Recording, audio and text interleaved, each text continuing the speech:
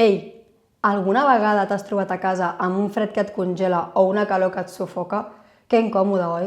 Saps que pots evitar això i, a més, estalviar una pasta? Pujar el termòstat a l'hivern o baixar-lo a l'estiu no és l'únic que pots fer. La climatització eficient és molt més que això. Un bon aïllament és com tenir un superpoder. Imagineu-vos, una casa amb parets, finestres i portes ben aïllades pot reduir a la meitat el consum d'energia. És com tenir una capa invisible que manté la teva llar fresqueta a l'estiu o calentona a l'hivern.